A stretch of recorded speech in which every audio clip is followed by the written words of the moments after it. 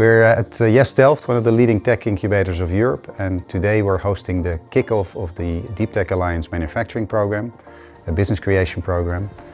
Today we saw a lot of pitches of startups and presenting their good ideas and brilliant new inventions to corporates.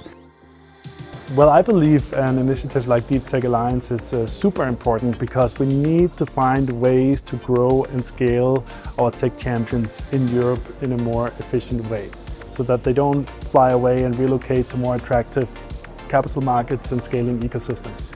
Supporting open innovation efforts can be done in many ways, and I think with DeepTech Alliance we found several ways that we can support our activities. First of all, it started off by having hands-on experience with how ecosystems work, because we were building our own in Hungary, and this gave us valuable knowledge on how to build those ecosystems.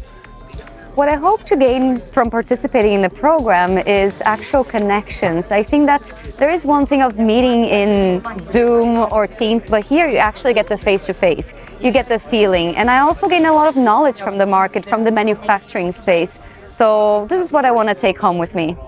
Of course, we gain visibility and adding new contacts to our network. I think there are really interesting corporates here today that I'm super excited to discuss our technology with.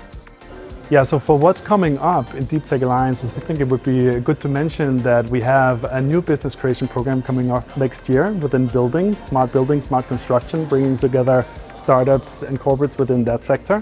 But what's also really exciting for 2026 is that we'll be launching a next generation compute program, which will be more exploratory, focusing on the more early stages, helping our corporate partners understand what types of new technologies are emerging in the field and helping them navigate the landscape.